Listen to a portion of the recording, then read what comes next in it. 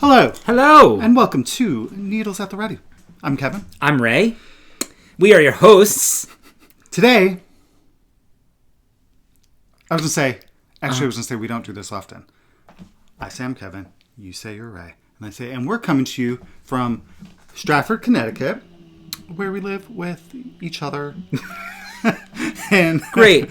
And our little parakeet, Skylar. Also known as a budgie. And today is Saturday, November 23rd, and this is episode 123 of our YouTube channel, where we talk about knitting, crocheting, yarn dyeing, which I forgot to bring some. Maybe I'll grab some later. Okay. Crocheting and all that stuff. All the woolly things, all the fun things that we do. You know, those fun things. So, it's been 2 weeks. Yep. And it's been actually a really nice 2 weeks because there hasn't been much going on. Yeah. We had one event. Yep. And then it was kind of like normal life. Yeah. Not a bunch of running around, not a bunch of things happening. So we've kind of been able to just chill for 2 weeks. Yeah, which has been really nice. So last weekend on Sunday, we headed to Mount Kisco, New York, and to pick up every stitch. And don't know. What? Do you want me to take over? What's in your mouth? A piece of gum. That's rude.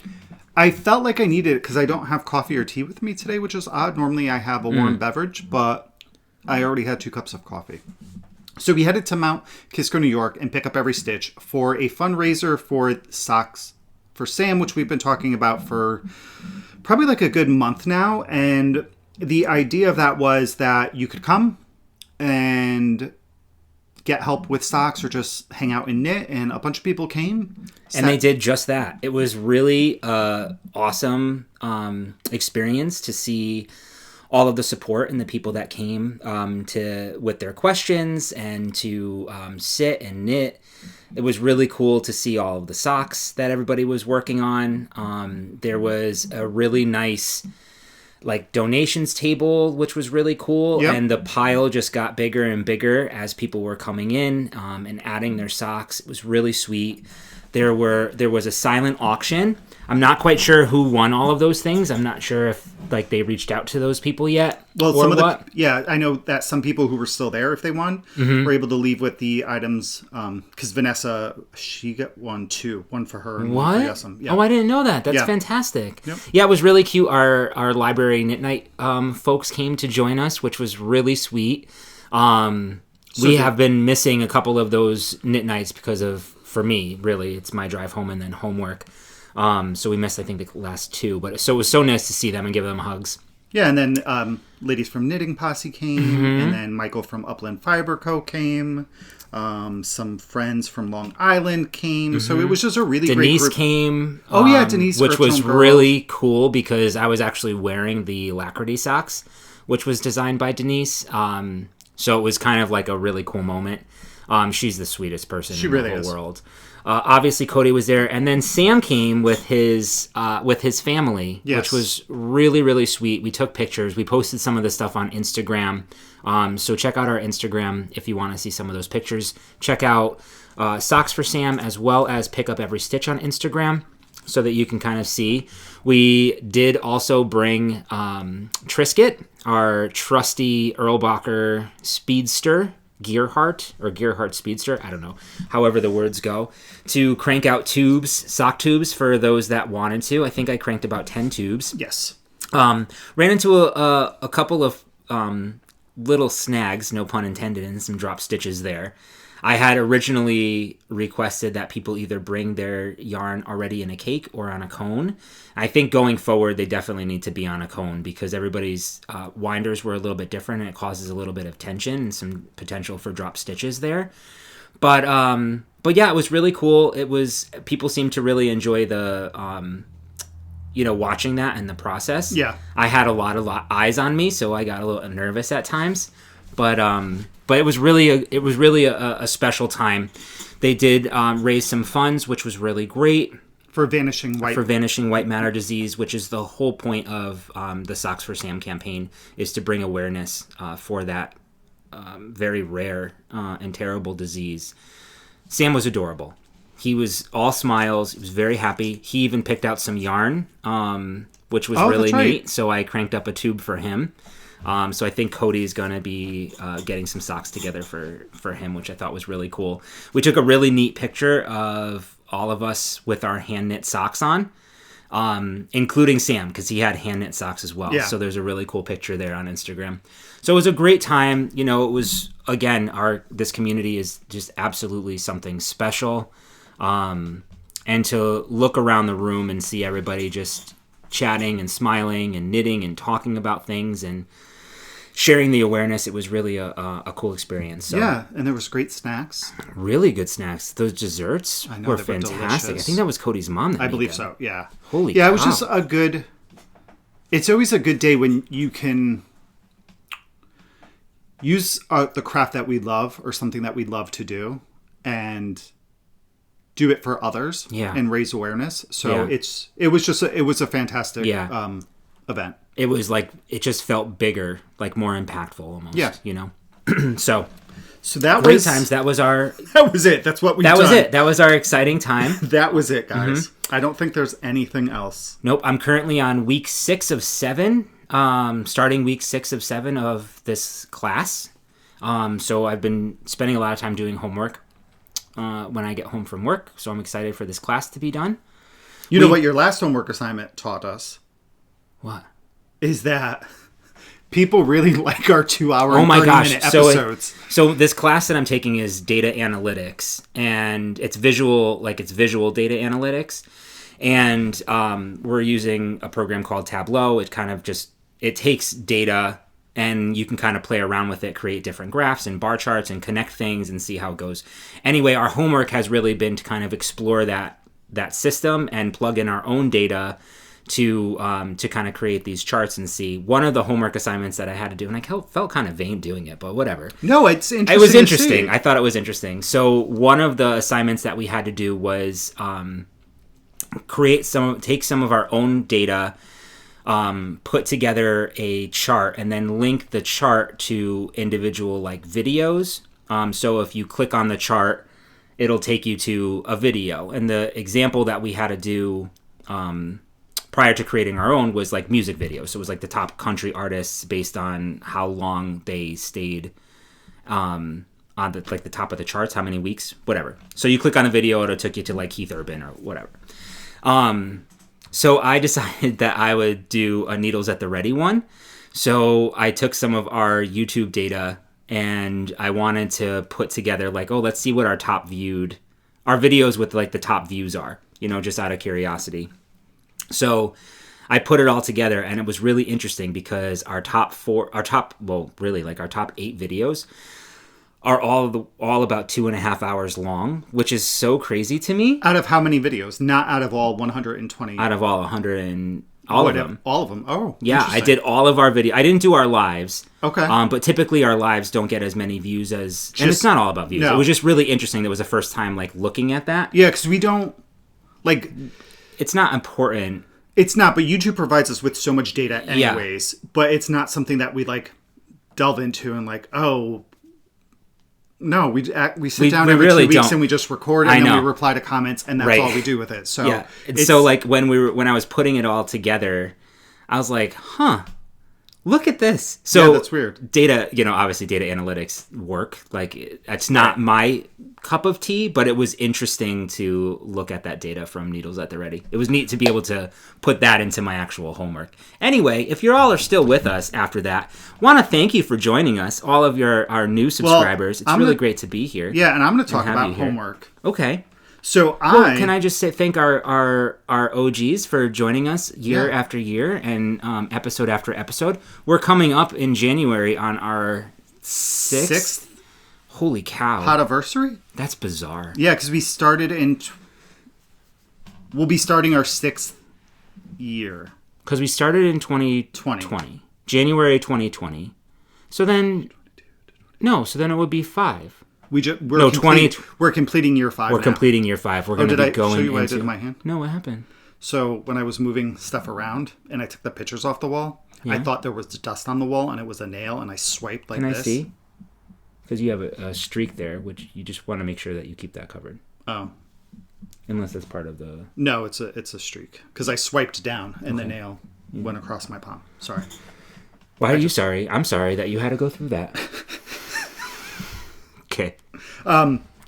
So I guess in these podcasts now we can say we talk about homework as well as our knitting this is something things. that we've started over the last 2 weeks. Really cool. Is if you guys remember, I think it was last year or the year before. I think last year I signed up for a dyeing course with Alana Wilcox. It's called Color Alchemy. I think it's just called Color Alchemy Masterclass.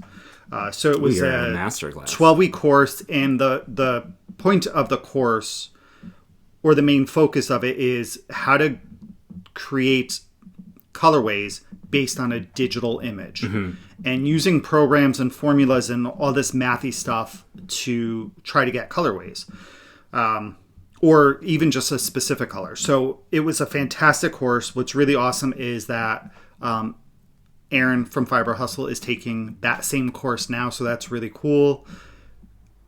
Because I told him probably right afterwards, I was like, you should take it. Like, it doesn't change your dye style, doesn't change like that type of thing. It just gives you a little more information. And it really helped me keeping records too, and staying a little more organized. But what was really fun, I think it's cute that the two of you are doing it together. Well, we're doing different ones. Well, but you're kind of doing it together. She's now released the level 2 of the class, so I signed up for that, and I started it 2 weeks ago, I think. 2 or 3 weeks ago. But so part of my first assignment was to take one image and come up with 10 different color palettes from it. So this is what I came up with, which I just think is really fun, that there are, just looking from this image and all the colors in it, that there are 10 palettes that I came up with, just like looking around. My favorite one is this one. And I really like this one here. This one is very Christmassy to me, but I really like that one. Actually, in this one there too. So yeah, so that's something I'll be working on, I think, for the next 6-ish, maybe 6 to 8 weeks. Wow. I don't know, but yeah. So it's neat to be able to look at it like that. Yes, it was very interesting. So that's what we've been doing. Yeah. So expanding our horizons, making our noggins a little bit denser with knowledge. And then, do we have any admin stuff? Yes, we do, actually. So do we have a knit-along going on right now? We do, Kevin. Thank you for asking, because we have yet to start that, and I don't know if I'm going to be able to start it until the very end, but who knows? We shall see. So we currently have the Badass Brioche Mal that we are hosting alongside our very good friends, Justine and Lori, over at the Skein Scoop podcast, Skein Yarn Shop, our really good friends there. And the pattern is all about that brioche. I'm not quite sure. Sorry, my brother is texting. I'm not quite sure who it's by, but let's see if I can pull that information up. Do you know I was looking for it the other day, and I don't know why I thought it was Briolicious, and I kept searching for That's a really cool name. I was like, why is there no pattern? Why don't you make a pattern called Briolicious? No, there might already be one. I was thinking if I could do it in hand spun, but I don't know if there's enough contrast between these two skeins. Really? To do that. Oh, it's by Lisa Haynes. Here is the pattern, all about that brioche. It's a really pretty garter stitch and brioche shawl. You only need 2 skeins of yarn, one of each color that you would like to have some contrast there, or coordination, or not. There's not enough contrast to do brioche. I can't see the enough contrast, but... No, it was something I thought about the other day. But you could do one color brioche, if you'd like. I could. I thought about that too. Yeah. So that is going until the end of the year. So we've got plenty of time. A lot of people have been posting on Instagram saying that they're starting this, which is really great. I'm really looking forward to starting it. Just have some gift knits to get through first. Yeah. I was thinking about starting it with our song collab, but those are sock sets. We were going to use your yarn, no? We were going to, but then we said, would it be silly to have 2 samples Since we're going to have 2 samples of this guy, too. Yeah. Okay. Well, but I think that's it. Well, no. We have one more knit-along that we're going to kind of take part in. And... Oh, I was going to talk about that later when we show the thing. Oh, okay. Right? Sure. We don't plan anything. We don't plan. See? It's fine. That was my thought process behind it, since we're going to talk about that later. Stay tuned. All right. So I think Bat channel. That's all the admin-y stuff. Okay. All right. So let's jump into some knitting. Yes. I have 1 FO. I have 1 fresh FO. And I have 3 whips. And then 1 future cast on. Wow. Okay, we're doing future cast ons. Well, I'm just because it's going to go with one of my whips. Okay. I have 1, like I said, fresh FO and 2 whips. And we can start with what we're wearing.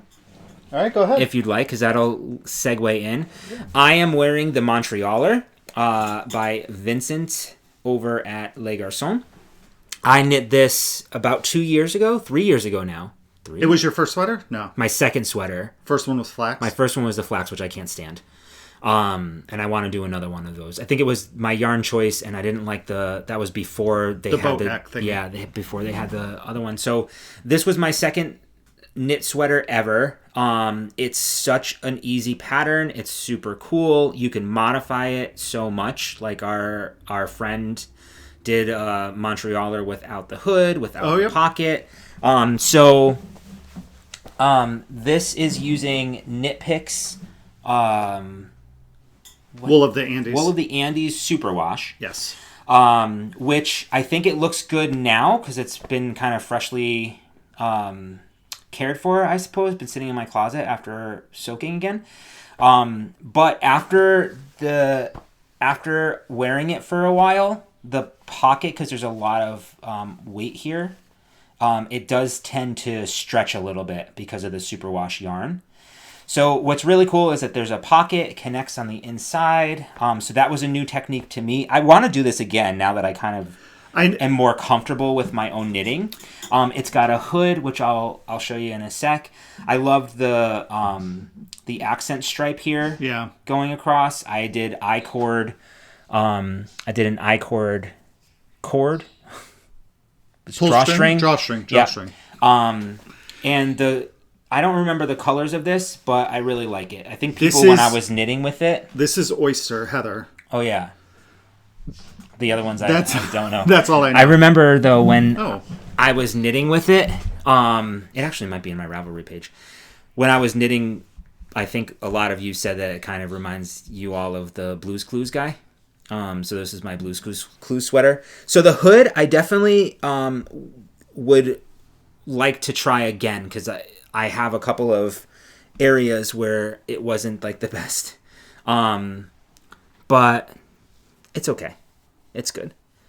So this is my Montrealer. It's a really cool pattern, like I said. It's a very cozy, comfortable sweater. It is worsted weight. If I'm not mistaken, this green is avocado. Okay, that makes sense. That sounds familiar. This green might be bamboo heather. It looks like it's the closest to it. Well, there you have it. So Knit Picks is actually having a huge sale right now, 60% off. Some stuff. A lot of their stuff. Their Wool of the Andes is like $2 to $5 a skein. I would say if you were to do that again, or if I were to even do it again, I would definitely do a non-superwash. Mm-hmm. Yeah, I would too. I think it'll have a little bit more structure. The pattern is super easy to follow. Like I said, it was my second sweater. So if I could do it as my second sweater, then Bob's your uncle. Yeah. So their non-superwash Wool of the Andes is $279 to $399 a skein right now, and they're 50-gram skeins. 50-gram skeins. Yeah. Okay. So that's what I'm wearing. So what I'm wearing is my first FO. I finished my Go Dynamo, which is the Stephen West 2024 MCAL. This is knit out of needles at the ready yarn in the Athena base, which is 85% extra fine superwash merino and 15% nylon. It's 4-ply fingering. I use the colorways Shady Pines is the green. It's one of my favorite colors. And this is what I had left of the 2 skeins. Mm-hmm. And then I used Tiger's Eye, which is a really nice gold with some speckles in it. So this is it's really, really good, Kev. Shawl. Whoa. Oops. It's very large. It is. It is knit on a US 4. It's so soft. And which squishy. is a 4 millimeter. Mm-hmm. No, that's a lie. 4.5. No, US 4 is 3. 3 millimeter? 3.5. I don't know. know. So, what I did is last time you guys saw it, I was like here with my triangles. I did like 7 or 8 of them. So it was the only thing I focused on after the last episode. I just buckled down. I did the rest of the triangles, which once I got into the flow of it, it was fine. I stopped referring to the pattern and they went not quickly, but they went faster. It still took me a good, I think it was 40 minutes to do 2 of them, something like that. So it is a 3.5 millimeter. 3.5 millimeter. Fantastic. Thank you. You're welcome. So after I finished the triangles, what I did, because I knew I was going to do the wavy border, is I picked up the border and I did this, which is not what the pattern calls for. This should be the last thing you do. This was fun. It looks really neat. I love the tonality there. Me too. I really love the tonality in Tiger's Eye. Yeah. What I liked actually about this, and one of my hesitation was when you read the patterns, like you see the number of stitches and it's like 600 and something. Mm-hmm. But the pickup is not 600. It's more like 4. It's still a lot, but there's a lot of yarn overs happening here. You can actually see this is where all the yarn overs happen. So every green triangle on mine, I did 10 yarn overs. So that was 200 and something stitches because there's 20 green triangles. So once I did had that math in my head, I was like, oh, that's fine. This. 400 is way different than 600 picking up. Oh, yeah. So it just went along pretty quickly. I will say I think I need to do a better job blocking. I don't know if my eyelets just don't seem as you know what? visible. I didn't even pick up the eyelets, to be honest. Yeah. So I didn't aggressively block.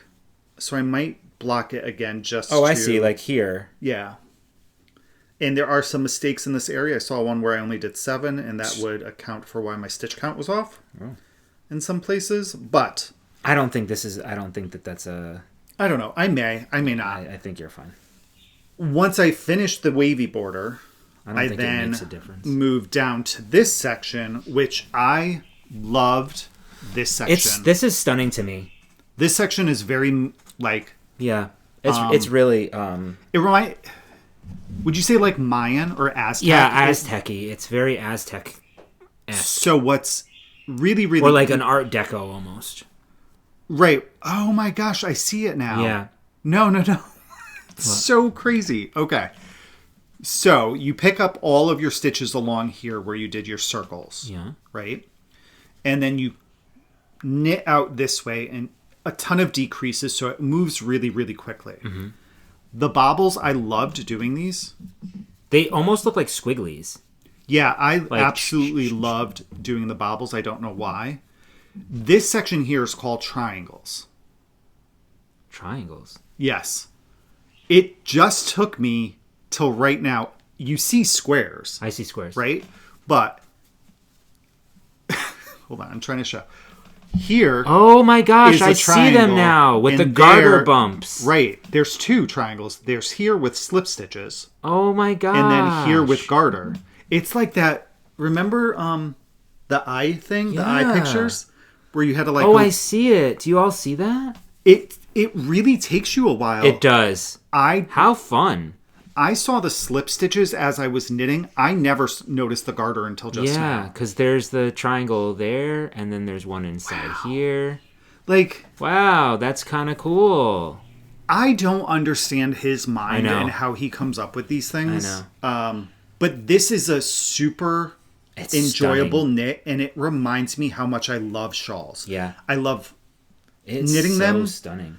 I wear them. Sometimes I wear them around the house. I wear them out under a jacket. It's, you could use this as a blanket. It was very warm on my legs as I was knitting it.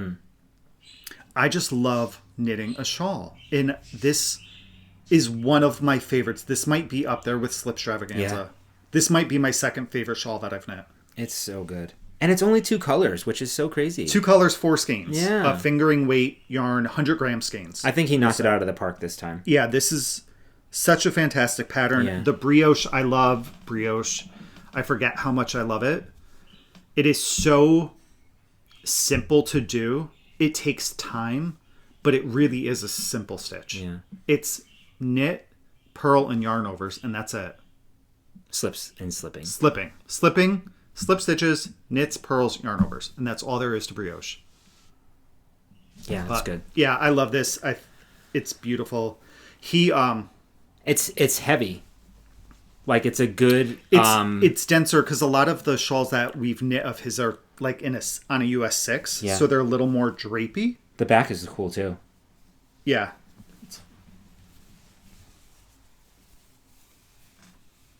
Yeah, that's neat.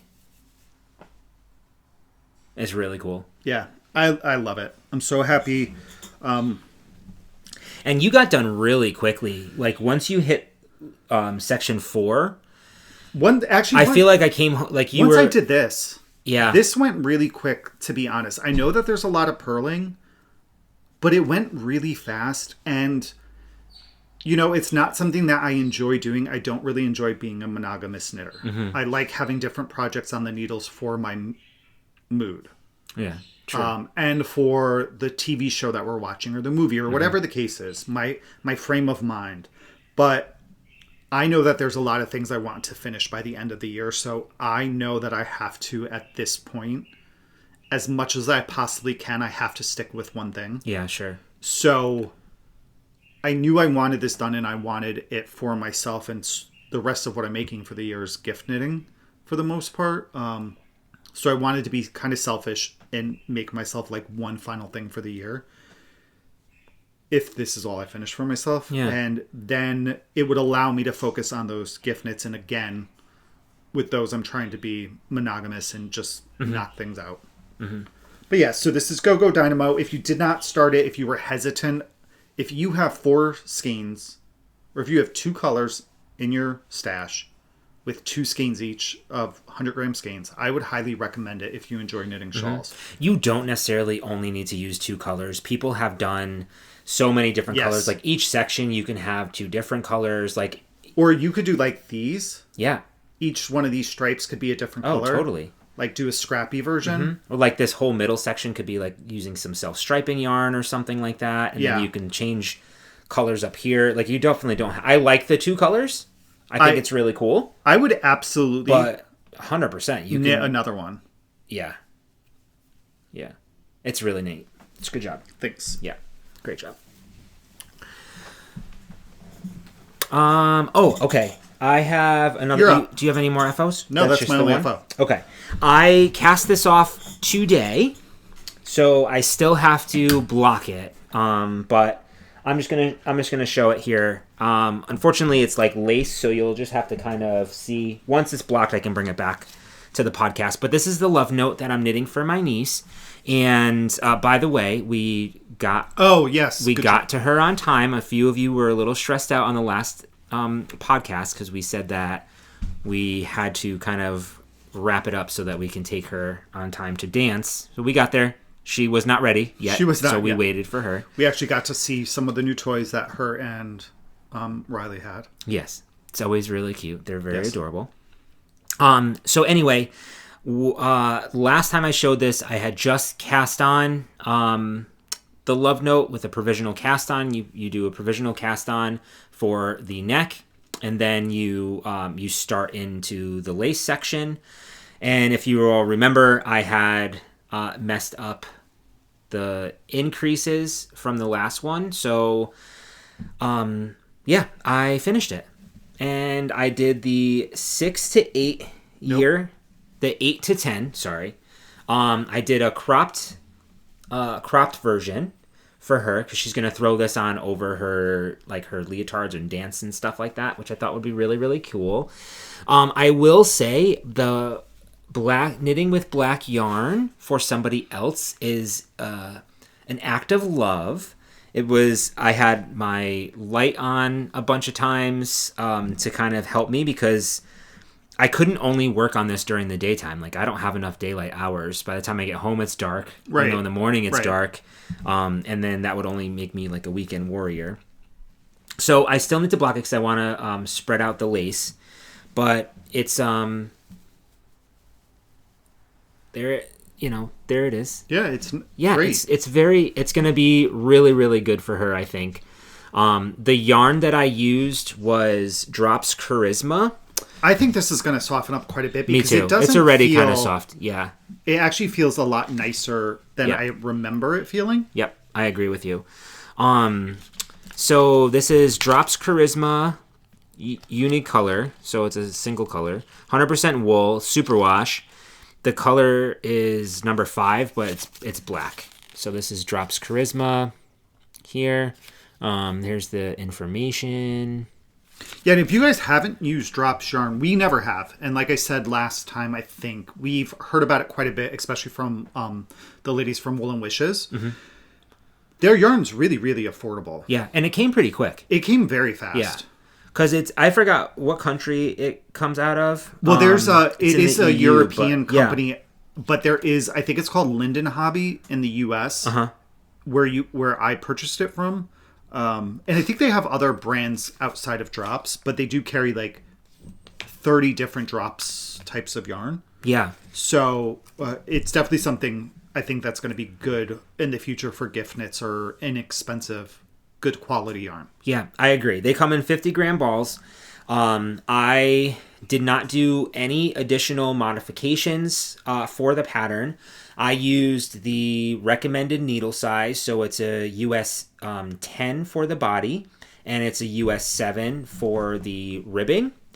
The only thing that I did is because they don't give you a lot of instruction as to what type of increases, decreases, and the make one, obviously your make ones, or your bind off. So they just say to bind off loosely. So my preferred bind off for that really, unless I need to do something like super high finish, but because it's for a child who's going to be wearing it while she's like moving and stuff, I just knit two together through the back loop. I think it still looks nice. It gives it a finished edge, and it's nice and stretchy. The collar, I was a little nervous because the last time that I made this sweater, remember I had to take out the neck because I felt like it wouldn't go over the baby's head.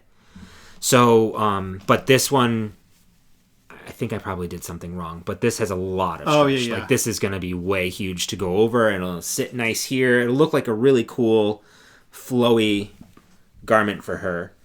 And yeah, did the high-low hem in the back as recommended in the pattern. So the back of the sweater sits down a little bit lower there. I think once it's blocked, obviously it's going to look beautiful. But I did, again, the bind off through the back loop here on the body and the sleeves and the neck. And just for reference, just if you guys don't know the pattern, this is what the pattern looks like. So it's very kind of boxy and oversized. The lace detail in the yoke and on the sleeves. Very popular pattern. Yeah, so I don't know. Did you use the Tin Can Knits app? I didn't. No, okay. I just used the regular pattern. And like I highlighted the size. This is super size inclusive. It goes from like newborn all the way up to. It has it actually has 15 sizes. Yeah. So I'm trying to see it's a sizes. Lot. So it goes from. I mean, it says child to adult. Well, here. It goes from an extra small. Oh no. Child goes from 0 to 6 months up to 8 to 10 years old, and then adult goes from an extra small to a 6XL, and the chest circumference for the 6XL is 80.5 inches. Yeah, so it definitely is size inclusive. So that's that. So this is going to be for Reese's birthday. And then we're going to do another one for her for Christmas. And then I think we have one more to do for Emma. Right, and I'm going to talk about all that next. So yeah, it was really good. The yarn, I got a little bit nervous. We purchased five skeins of this, and I got through everything, and this is all I have left, which is actually plenty. It's probably another half a skein, if not a full skein of yarn left over. I'm gonna unwind it and weigh it. We don't have a scale up here, huh? No, I don't think so. Yeah. So so that's that. So I was just picking this out and knitting right from this towards the end. The only thing is, because this yarn is a non-superwash yarn, you couldn't spit splice it together or wet splice it together, felt it together. So I just did a magic knot, which worked out really well except for one section.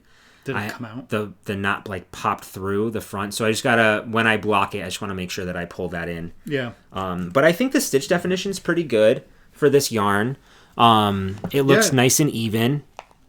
I think it's gonna block really, really nicely. Yeah. Yeah. So very nice. Yeah. Good job. And the sleeves are kind of cool because you do a little decrease, like a very rapid one. a very rapid one here, so it pulls the sleeves kind of together in the on the bottoms there, so it kind of creates a little bit another little detail there. So good job. Thanks so much. That is thing number one.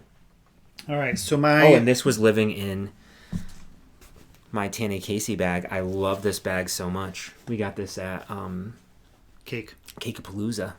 So this will be my gift knitting basket. Very nice. Yeah. All right, so my first whip is living in my Attenti bag, which I love. And this is going to look pretty familiar to you guys. Oh, it's so good. This is a love note. No way. Oh, so speaking of the love note, the pattern does call for a fingering weight and a mohair held together. We're both using DK. Well, I used DK yarn. And I'm using fingering held double. Yeah.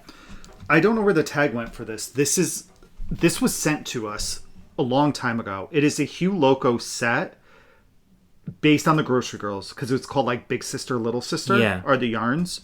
So I've done a couple things with this sweater. First things first is I'm trying a new method for a provisional cast on that I think Michael shared with us.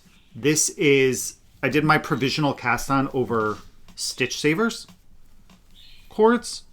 I watched a video by Laura Nelkin on YouTube that shows how to get it over the cord. So you don't put it on your needle first and then slip it onto the cord. You crochet over it? No. Oh. No, you actually knit over the cord. Neat. And then I just tied it in a knot to keep them in place. I knit a row thinking that would be doing a crochet chain and then knitting into the crochet chain. Mm-hmm. The mistake that I did make is I'm using the wrong needles. I'm using a 10.5 millimeter by accident. I'm using a US 10.5, which is a 6.5 millimeter instead of the 6. So as you can see, mine is quite large. But that's fine. I think it's going to be... It should be. So I should check my gauge because I'm a tight knitter anyways. I always have to go... Right? I have to go up a needle size typically. On my own sweaters, I think. Or I get more stitches per inch, so that means I'm tighter. You're tighter. Yeah. So it may be okay. It may work out in my favor. I love the way that this is turning out. So you have this really... just a gray with this almost undyed in speckles, and there's a bunch of different colors in here. My concern is that because I'm using... so soft. I know, it's really, really soft. because I'm using a larger needle size that I may run out of yarn rather. When I checked last night, I was 46 grams left of this one and 44 grams left of this skein. I'm currently at the point where I am going to start short rows, and then I think I go right into ribbing. Mm-hmm. So I'm almost done with the body. So I might be all right. I think you're going to be just fine. If not, I have this skein that I can then hold double. Ooh. Which, if need be, I can do for the ribbing. That's pretty. Ooh, that's really pretty. Right? So I could do it for the ribbing, the cuffs of the sleeve, and the neck pickup. I don't think you'll need to. I don't think you'll need to, but it is really pretty. So I have it just in case. Yeah. But what I think I'm going to do is once I'm done with the body, I'm actually going to pick up and do the neck. Because then once the neck's done, I'll know how much yarn I have, and then I could weigh it out. And I don't have to split it, but I can just keep weighing it. And then once I get to just under the halfway point, I can then just do the cuff and then pick up the other sleeve and finish it. I love this because it looks delicate. Like, it looks soft and delicate, you know? It is. It's just a difference, using the black yarn versus... you know what? You can see a lot better. You can. And you know what, too? Speaking of, like, the black yarn, sometimes, depending on the dye, right, the yarn can feel a little bit differently on stuff that's more saturated or that's very dark in color because a lot more dye is needed, so it may impact the way it feels initially. I think you'll be fine once it's blocked. I found the lacework in here incredibly simple. It is simple. Yeah. It was really simple to read it too and make sure that I didn't do stitch markers and all that jazz, but to know that my stitches were lining up, I used these those center columns? Yeah, I use the center columns as my marker. Just like, okay, does this make sense? This is the first one I made. I didn't knit one. Are you kidding? You did, if I'm not mistaken, you did both Reese and Emma's 2 years ago. Yeah, and then I did... did you do one for Eloise? Yeah. I've done a bunch. This is my first one. Oh, but then you're doing the next two. You're doing this one and the next one. Okay, great. That's literally what I'm going to talk about next. So this is my main focus. It's gorgeous. I'll probably finish it maybe this weekend. Yeah. Pasta doble. I mean, I don't know. You're a fast knitter, so. This is since Tuesday? Yeah. Right? Okay. Because I finished this, I think, Monday or Tuesday, and then I cast this on immediately. All right, so since we're still talking about love notes, I'm just going to jump into the future one. So this... You boo. Listen, here we are. This, I believe, is going to be Emma's. Oh, that's so good. Right, so kind of the same idea, a grayish base, but it has some nice green in it. And then this is something I picked up from Lolo Did It when I had like a expiring coupon or something that I needed to use. So this is called Mint from Lolo Did It. This is on her 8515, if I'm not mistaken. That's a good base. Yeah, 8515, so it's 85% extra fine superwash merino, 15% nylon, and then this is from Trilogy Yarns on her plush base. This is Bob's Garage. And this is 80% superwash merino, 10% cashmere, 10% nylon. So I think these will look really, really cute together. Me too. Right? Great job. You do a really good job with your color choices. Well, thank you. I had some other ideas. I don't know. Here, look. So this was one of those color ideas, like what I would use this with. So I didn't know. I just pulled it because I thought this could be a good color to use. And then I have this stuff from Shibui that I thought would be really, really fun because it's super bright, but I didn't know what to mix it with. And then I picked these two Leg This color is so good, though. I picked these two Leg Garçon sock sets. Ooh. So I was really thinking about like using color? the peach one with something. Like the peach could even be fun with this. The peach and the green and the gray. Or these two to be just a really soft palette. Ooh, I kind of like that. It's almost fluorescent against this one. But this is my issue, is that I hate breaking up sock sets. Okay. So I don't know. Do you know how many minis that we have right now because I broke up sock sets? There's a million of them. That's rude. So I have all of this living in my Tanny Casey bag. So this is like the yarn I'm using for gift knits. It's a beautiful bag too. So I love bags. I should get another one. That's my love note. That's our love note stories. That is our story. Great. Okay. Lovely. Listen, I only have 2 more whips left. I only have you have 2 more whips left. Oh, wait. Okay. Good, then I can go. Yeah, because I only... All right. How do you have 2 whips? I have 2 whips. I thought you had 2 total. Oh, you do. You haven't talked about one. No, yet. I think I just phrased it a little bit different. That's why I got really confused. I only have 2 whips left. All right, team. I'm gonna show you where I am on my Go Dynamo. I still have not broken into my other 2 skeins of yarn. However, I did make some progress over the past 2 weeks. I finished Clue 2 completely. Last time I had... There's a lot of stitches on here. Last time I was just finished with...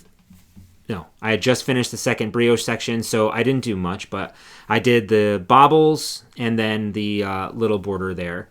So now I am completely done with Clue 2. And then I will be starting Clue 3 at some point. I'm just trying to prioritize the gift knits just because I know myself. I don't do well as we get closer to like the due dates of things. Like I need to have things done before that because I don't like you are a last minute person. You like thrive on that. Like you can get things done real quick. You actually are much more productive there. I slow down and then I get frustrated and then I just want to stop. So I'm putting this on hold until I get most of the gift knits done and then I'll pick it back up again. But because it's so much fun and seeing yours finished, I think these are going to look really, really nice. It's going to really look nice together. And like we're kind of coordinate a little bit. Like we'll look kind of cute together. So I am using Needles at the Ready yarn as well.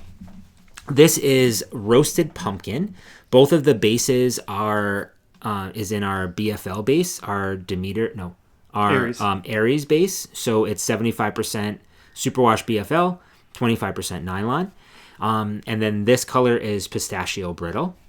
So I thought that they looked really cute together. Somebody said it reminded them of like a caramel apple. Yeah, that's nice. I wonder, just looking at it, I wonder what it would have looked like if you used the green as your main color. It would look like this. Oh, true. It would kind of look like this, right? Yeah. So, which is nice as well. Yeah. Yeah. Interesting. Right. I didn't think of to flip it though. Yeah. I think the back is actually kind of cool. Yeah. And that's if you can obviously the bubbles are popping in the different direction, but the brioche is cool with that green as the main. I did one of my bubbles really wrong. I dropped it down too far and I had like this huge gap, so I had to weave in to make sure. So actually speaking of this and weaving in ends, there were a ton. But I found it very beneficial to wait to the end of the shawl so that if there were any gaps from picking up stitches or doing things, I was able to tidy it up and close it. So I'm glad I waited to weave in all my ends. Sorry, I don't know. I have like leftover yarn everywhere from different projects in this bag. So that's really that. Again, it's really nice to work with. It's very interesting to feel the difference between the two, and to see the difference between the two projects. It's actually funny you say that because Justine was saying the same thing. She's doing her badass brioche mal, and she has a skein of this and a skein of the Aries. Yeah, and the difference in the feels in pre-blocking, I mean, is quite different. Yeah. This is, the BFL is definitely a little crispier, but the stitch definition I think is a little bit stronger with the BFL. You have more of a nylon count here as well. Right. So it's a little bit stronger too, but yeah, it's good. I think it's going to be good. Yeah. It's a really fun project. It's a great shawl. I'm really happy that we made the decision to jump in to do that. Yeah, thank God because for I don't this. think that we were going to. If it wasn't for the trunk show. Yeah, if it wasn't right? for the trunk show at Skane, we wouldn't have. I didn't plan on doing it. Yeah, same. Until I saw this color combo together. Yep. All right, so my next whip is. This is just an update on my spin. So we are having an impromptu friend spin along. Myself, our friend Carrie from The Creative Obsession, and Michael over at Piece for Piece Crafting. This is fiber that I picked up at Rhinebeck this year. It is from Feederbrook Farms. It's 100% BFL. And it was a bag of fiber. It was 8 ounces, but when I got it out of the bag and weighed it, it was 9.2 ounces of fiber. So what I did is I split the fiber in half and I spun 4.6 ounces, which is on this bobbin. That's really cool. Straight through. So you can see that we have some oranges. You can see some of my coiling. I was having some issues with my tension, but I think I figured it out. Some blue, orange, there's a little bit of gray, some greens and browns in here. Mm-hmm. So I was trying to spin a little bit thicker. I was shooting to get more of a closer to a DK. Can you... Sure. Right on that desk, see the wood things by the stapler? Can you just grab those? One of them has... The reps per inch tool? Yeah, one of them's the reps per inch. So... DK is... Alright, so according to the reps per inch tool... What was that noise? I crossed my legs. Oh, I thought there was a beep. DK is 11 reps per inch, and fingering is 14. I'm getting somewhere between a 14 and an 11 once I do a plyback, the plyback test. What does that mean? So a plyback test is, so you're spinning your yarn, and what you do to kind of get an idea of what your yarn would look like as a 2-ply, you spin and you let it uptake onto your bobbin, stop your wheel, and then you pull the yarn back out. And then this is going to be a really bad example because it's rested. And then you go like this, and it plies back on itself. Oh, I see what you're saying. So you and can then you see what take it this looks like. and you measure it, and you're like, oh, you put it in these slots, and you say, okay, this looks like it's like this one to me looks like it's 11 reps per inch. So that would be a DK weight. Here's a little bit of a better example of a plyback. So it plies back on itself, and this is literally here, probably a 14, there it's an 11. So it's just to give you an estimate, a gauge kind of how idea. your spinning is going, and if it looks like you're going to get the ply or the reps per inch that you're shooting to get. Right. So what I was doing, and I don't think it's probably not super efficient. So when you're spinning, you also have to adjust the guide so that the yarn goes up and down on the bottom, right? So every time I did that, I would just do a quick plyback just to make sure I was staying kind of consistent. You can also visually you start seeing whether or not you are, but it also allows me to check to see if I'm over twisting or over spinning my yarn. Right. So I haven't spun much because I've been so focused on this and the love note. Mm-hmm. But I have the other 4.6 ounces already broken down. I took that. It's neat to see that. I wish you had brought one up. And I split it into 2. I'm just trying to debate whether or not I want to split it any further. Yeah. Because... Yeah, I don't know. I don't know if I'm going to split it any further. I may just split it that way. I may split it...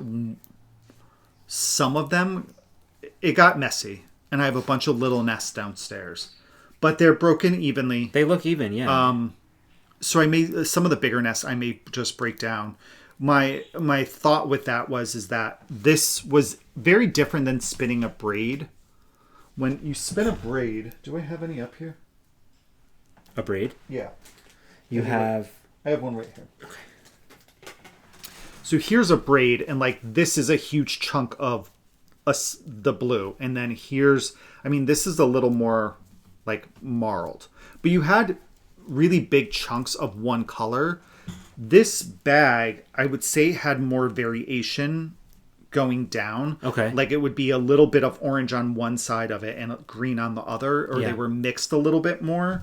So there's a little more barber pulling in this already than there typically is, or that I typically saw in previous spins. So I thought, like, to spread out the color more throughout, that maybe I could try to separate some of those where it's like blue on one side and green on the other, or whatever the case is. So I just need to look at it and see if that's something I want to spend the time doing. Fun. But I'm still enjoying the spinning. You're doing a great job. There was one night where I couldn't sleep. I woke up I got to bed at 11:45, and I spun until like 12:30 in the morning. Yeah. I was just like, I'm going to go down and spin. That's nice. It's crazy that you were spinning in the dark, though. Well, I had the dining room light on, just not the living room light. But you didn't want to wake the bird up. No. Because his cage isn't covered, so once lights are out, he's done. He is done. He's and he stirs he's sometimes. good. He puts himself to bed. He's good. Yeah. So that's my second whip, and then I have one more. Okay, this is my last whip that I'm going to be showing that I put any progress on. This is a new cast on. You haven't seen this yet. I wanted to cast on a pair of socks, obviously for our Socks for Sam fundraiser event. And Madi, who is... I need to see her again soon. I'm going through withdrawals. Is from the Colorado Knitter. She's a Colorado Knitter. She's a podcast, Colorado Knitter. When we saw her at Flock Fiber Festival this past August, she had gifts for Kevin and I, and they were these little like climbing bags, kind of like a chalk bag. Similar in style to where like rock climbers would have this clip to their belt, and they would keep like the chalk there, to keep their hands dry so that they can have a better grip. And had this clip to her belt, or she made them for us to clip them while we're having trunk shows or doing whatever, and we can just knit right out of the bag attached to our belt. So I brought this out. What I like about this one is that she's got pockets on the sides as well. So I've got like our little knitting tools and stuff in here, so that I only needed to bring this bag with me. Mm-hmm. So I cast on. I don't have the Do we have the other one band because it's actually downstairs. What I ended up doing. So this is the collaboration between Les Garçons and Woolens and Nosh. It is their. It's so good. It's their sock. It's their seasons of sock. This is their first. They do it quarterly. So every 3 months. This is the autumn colorway. It says autumn. Oh, okay. Yeah. It's called autumn. It's got. It comes with a 100-gram skein of yarn plus a coordinating mini. I split the yarn into two 50-gram skeins, and I split the mini into two. I think it was a 20-gram mini, so two 10-gram minis. I decided for this one to do a 1x1 twisted rib, which I think it looks so good. And I saw you do it. You always do that for your socks. It's the only one I do. And I usually do a 2x2 rib, but seeing yours, I was like, oh, that just looks so like finished and really, really nice. So I did about, I think it was like 20 rows of this. 1, 2, 3, 4, 5, 6, 7, 8, 9, 10, 11, 15 rows of a 1x1 twisted rib. I cast on with a German twisted cast on, which is my cast on choice for socks. When I got done with the ribbing, before I added the next color, I just knit one single row all the way across, because I wanted to avoid, when you're joining, we talked about this before, different color yarns together.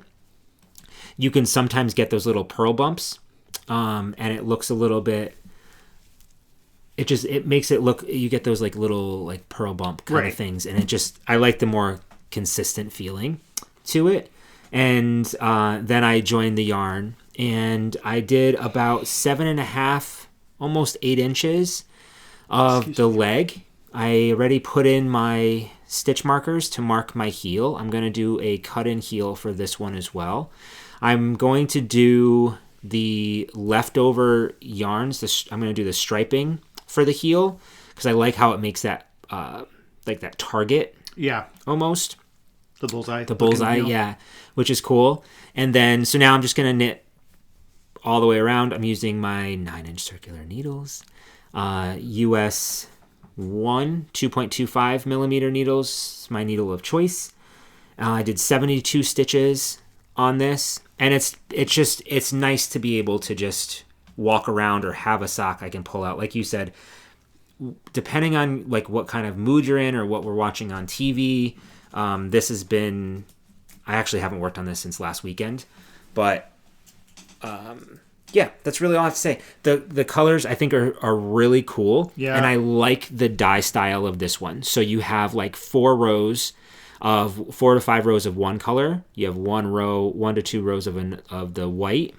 Then you have a larger section, then the white, then 4 more rows, then a larger section. So it kind of gives it a really cool striping pattern. And based on now our knowledge of self-striping, like that's hard. Going to do that, that takes a hell of a lot of work. Sure to do. Does.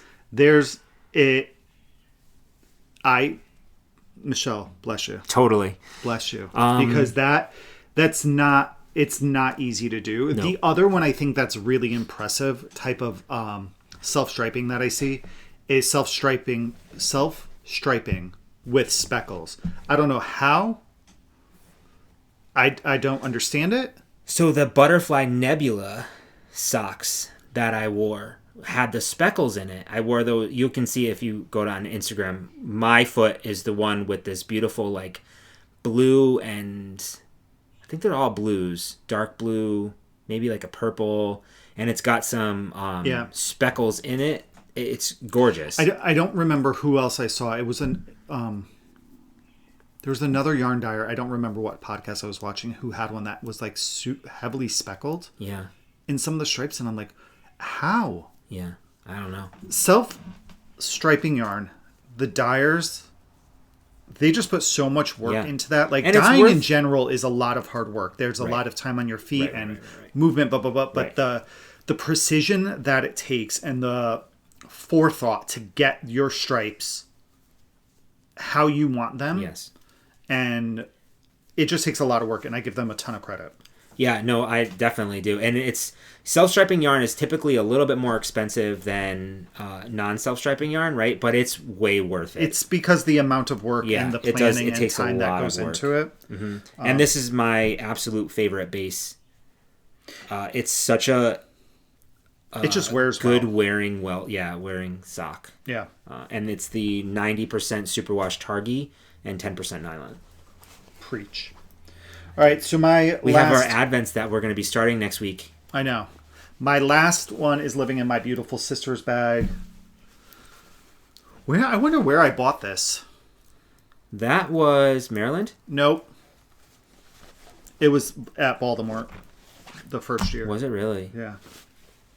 All right, so this is just a show that must not be named. A sock.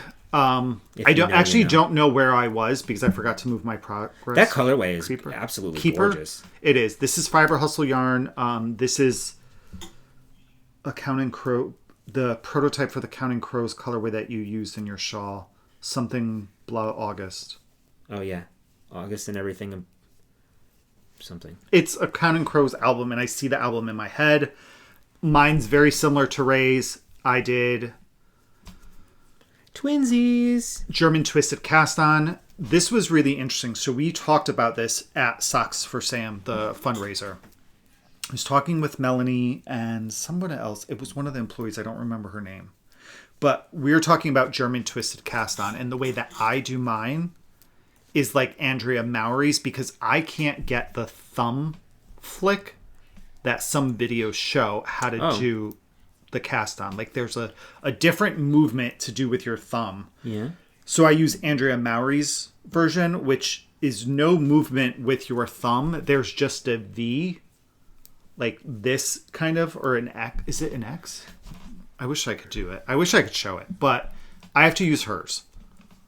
It's my go-to cast on for hats if the pattern doesn't recommend a specific cast on, and my go-to for socks. And I think that's it. Do we have needles up there? And then I have a 1x1 twisted rib. With a 1x1 twisted rib, all you're doing is knitting and purling, but when you knit through the back loop. And I did this for 16 rounds.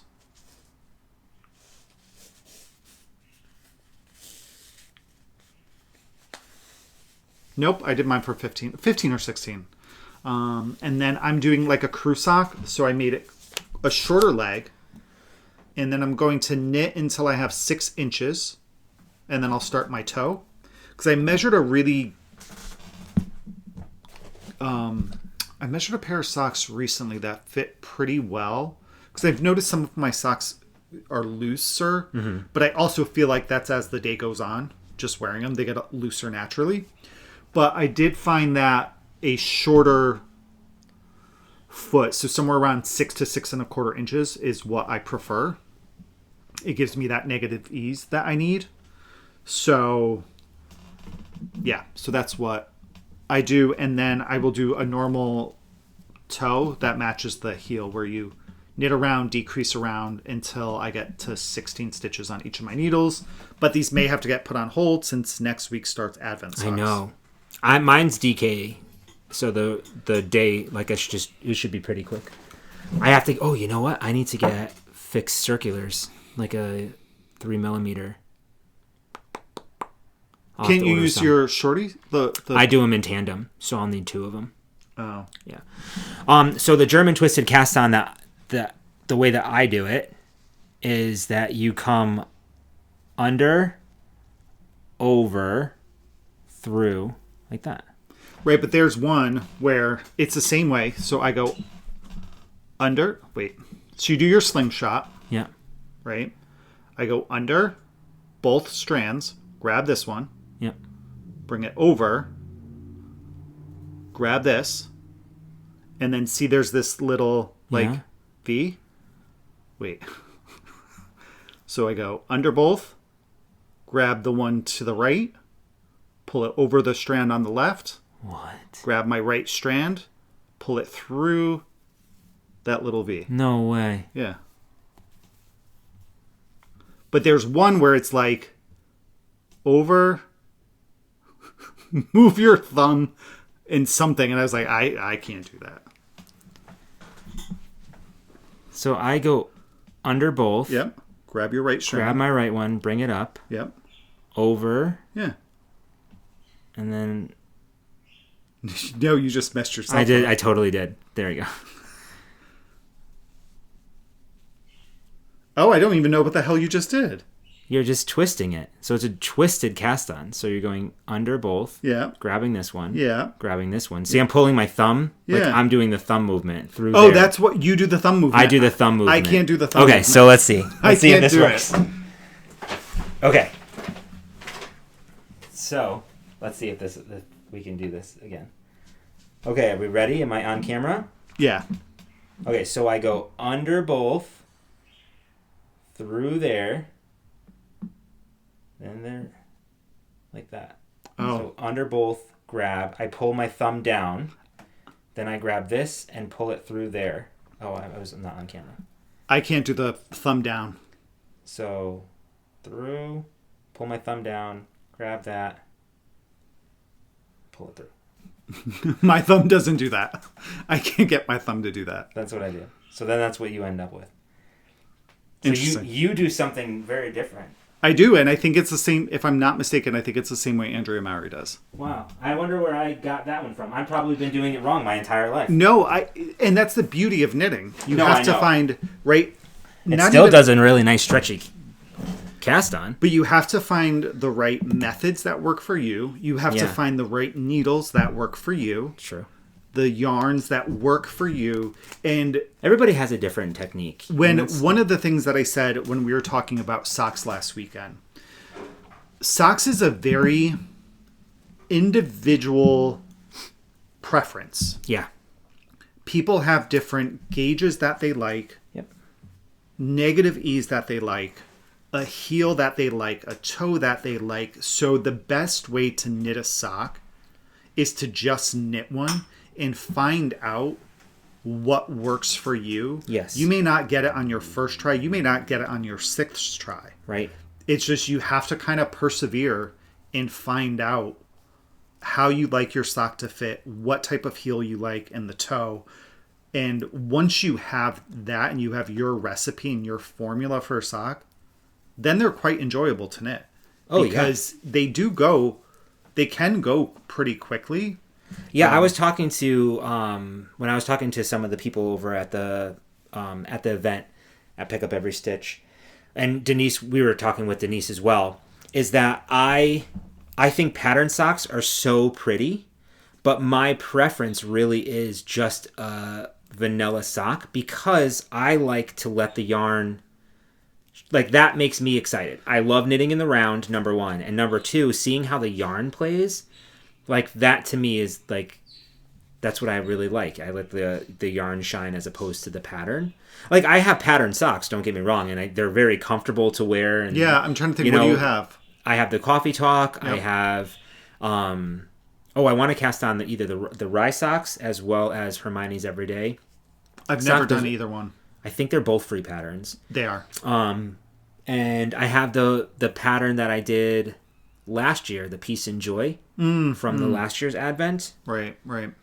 Yeah. But I just like to knit. I like a good pattern sock. I want to do a colorwork one. I've never done a colorwork sock. Yeah, that makes me nervous though because my colorwork gauge is. I feel like it's pretty consistent, I guess. But for a sock, I would get nervous that it wouldn't fit, and I would do all that work and then it wouldn't fit me. Go up a size to 2.5 millimeter. Yeah. All right, so that is all of the whips. So while you know what I should do, I should get some of your yarn. Yeah. You talked about a future project, so I can talk about a future one now and show you some of my yarn choices. So we have a plan, like every year we come up with a plan of like what we're going to do for our nieces and nephews for Christmas. And this year, Reese had asked for a stuffy, and which I thought was cute that she actually put in a request because she's never really requested anything, but she's very, very knit-worthy. So Kevin and I were talking, thought it would be a really good idea to do another emotional support chicken. So the emotional support chicken, it's been everywhere, so I'm sure that you know... Sorry, I shouldn't be looking at my phone. I'm sure I was going to pull the pattern, but I'm sure everybody knows what the emotional support chicken is. And I've knit 2 of them so far. Kevin has knit 1, and I thought it would be really cute to be able to do one for her. So I pulled a couple and it's worsted weight yarn, although I guess you can use any weight you want, just result in a smaller chicken. So my original choice was that we had a bunch of Knit Picks Wool of the Andes superwash. So that I was thinking about that, and then I thought, it might be kind of cute, or it might be nice to go back to go into our deep stash. This is some of the first yarns that I think that we've ever gotten from an indie dyer, though she doesn't dye anymore. This was knit specifically for... Thank you. It would be nice if it was already knit. This was dyed specifically for us, and for those of you who've been around for a while, you probably know. This is from Ancestral Yarns. Like I said, she doesn't dye anymore. It was a limited edition. The concept behind that yarn company was they were all based on her ancestors, and they all had a name associated with the colorway. Based like on their ancestors. So she wanted to do something for us way back when, and she created 2 colorways. One of them was based on our boy Tarquin, which is really, really sweet, and I've been sitting on this for a really long time. This is in his colors. It's called Tarquin. It's a limited edition. Needles at the ready, 100% superwash worsted. And then she also created a colorway based on our favorite colors. And so this one's called Raven. So it's a combination of Ray and Kevin.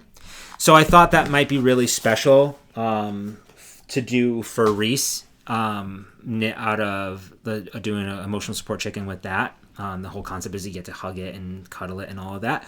Or I was thinking about using this that I've had for a while. We got this 3 years ago, I think, when we did the Connecticut New England Fiber Festival in New England. You got it from CC Wool. No. No?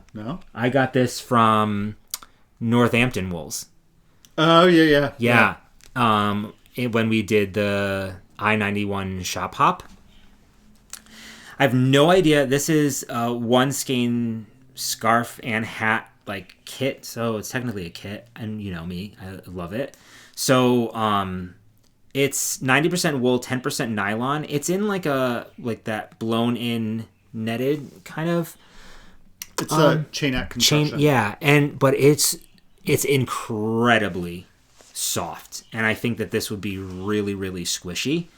So it's 520 yards, about 240 grams. It does recommend a number 9 needle, so it might be a little bit on the bulkier side. But my concern is that the stuffing would show through it. Because it's chainette and it's not plied. Yeah.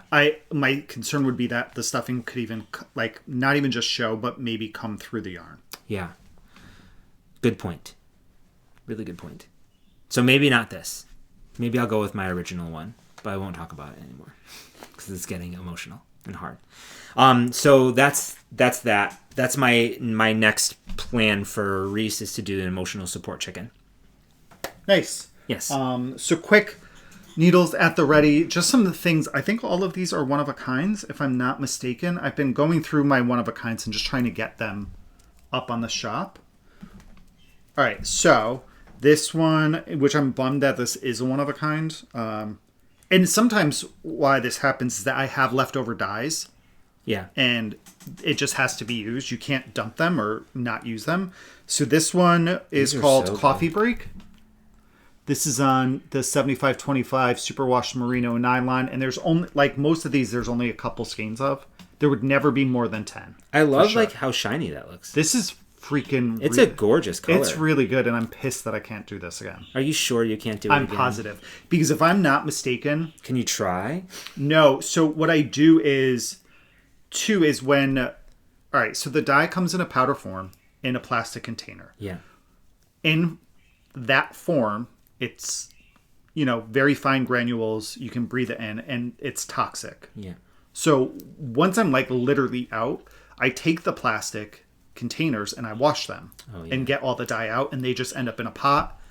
And I do that when I have 3 or 4 emptied. Sure. And then I just throw yarn in it and see what happens. And I feel like this is one of those. I feel like this has had brown. How many yellow, of those do you have? This one, I don't think I have more than 4. Oof. This was definitely just one pot. Get them quick while they last. Yeah, I really, really like this. This is... I love that one. On DK. Ooh, look at this that. This is 7525. This one I ended up naming Forest and Fireflies. Oh, it's so good. I see it. I was just... these little yellow bits and stuff. This one I called... is that repeatable, Forest and Fireflies? No, this is one of a kind. This is one of a kind. This is called Malibu Graffiti. Ooh, fun. Right? What a great name. There's some grays in it and some... Oh, gosh. Muddy colors. Wow, you did So a great job. I was reading a book and it took place in Malibu, and I literally Googled Malibu Graffiti when I thought of it. I was like, oh yeah, for sure. It's Malibu Graffiti. Oh my god. This one is actually the only one that is repeatable. This is called Below the Surface. It's great. And it was just that little, some pops of coral. Reminded me of a coral reef and water and, kelp and algae. So Below the Surface. And then this is one of a kind. It's kind of same deal. I think this was all in one pot. This is called the Honeyed Glow. So this probably only has like 3 or 4 as well. And this is on the 75-25 Superwash Merino and Nylon. It's so good. So that's some of the stuff that's been added. That would be cool to do a one-of-a-kind, the Badass Brioche Mal with some of your one-of-a-kinds. I actually have 4 skeins. Then nobody will have anything like it. That I just dyed that I'm going to use for something because I don't know, like, that are one-of-a-kinds. So we'll see. So that is Needles at the Ready. Again, next week we will be doing... so next week is Thanksgiving here in the U.S. We will be doing some type of Black Friday, Small Business Saturday. I don't know what they call Sunday.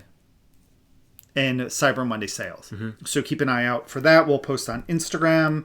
And if you're a newsletter subscriber, you'll get a newsletter with that information as well. And we'll post it on, like Kevin said, on Instagram. We're also next week on Friday. So we have Thanksgiving. We're going to my mom's house for Thanksgiving. And then Friday, we're going to get our Christmas trees. Yes, we're cutting down our Christmas trees at Jones Tree Farm in Shelton with your brother and our sister-in-law and the girls. Yep. So that will be fun. I got to remember to bring my... It was a great time last year. Yeah, I want to bring my real camera, my digital camera. I think you said that last year, too. And, last year I don't think I did, but I want to remember to do that this year. So I think we are moving on to Owl Post and... Okay. Actually, before we do that, we're going to talk about another little type of knit-along. This will go with some Owl Post. No. We're talking about this one first. Oh. That's kind of like impromptu. So last night we were watching Fiber Hustle's recent episode, and we had talked about this with Ahren and like Michael and some people on our Thursday night knit night, the Zoom, that Ahren thought it would be a really fun idea to knit a project. So do a New Year's Day cast on and knit a project from or crochet or sew or anything. Right. Start a project from a book that you already have, a physical book in your library. So I came up here and I would or like... Or a magazine. Yeah, some publication that you physically have in your home that isn't digital. Right. So I wanted to do something that would use a lot of yarn because we have so much of it. Yes, we do. So what I decided to do was pull out my Painting Shawls book by Stephen West. And I looked at every shawl that did not require 2 skeins of the same color. Because in my early days of knitting, I didn't buy that. In your early days of yarn buying. Because that's its own separate hobby. So I think the one that I had to settle, not had to, that I'm doing is going to be called, I have to look at it again. You said it was painting columns. It's painting columns. So, it is a fingering weight shawl.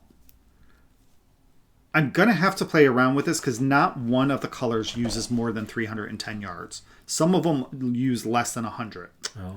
But, it uses 7 colors. This is the pattern. Oh, it's cool. So it looks to be a crescent-shaped shawl. I'll see if I could find another. It's right there, no? Well, there's... Here you go. That's it. So I think I'm going to do this. Pull 7 colors from stash. For things that are under 100 grams, I'll probably pull leftover yarn. But I'll pull some full skeins too. So I think that's what I'm going to do for my New Year's Day cast on. As of right now, knitting something from a book because I've never knit from this. Yeah. The other idea that I have though is if I choose not to do that, I'm either going to do a sock from our 52 weeks of socks book that we don't... That's shawls.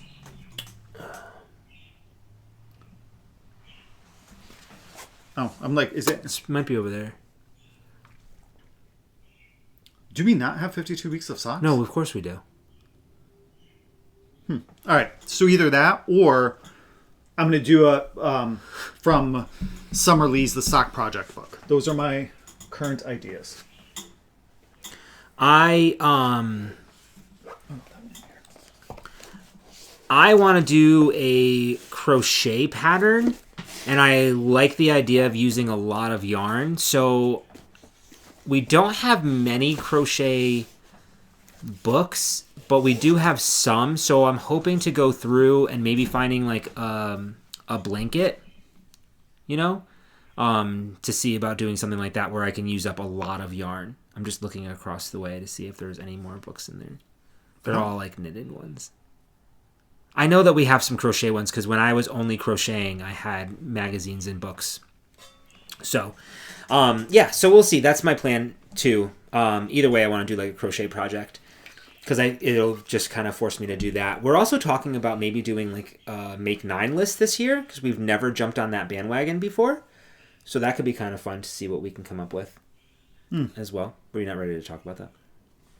Now you're committed because you made that comment yesterday. All right, so that's that. So now we're going to jump into Owl Post and Breaking the Bank. For those of you who are new, Owl Post is what we call this little segment where we receive gifts or stuff or prizes that are donated from viewers or other makers and small businesses. Yes. So, first up is I got this. First, I love all the support from y'all spinners out there who reach out to me and offer help or advice. But I received this because I have thought about signing up to get Ply Magazine.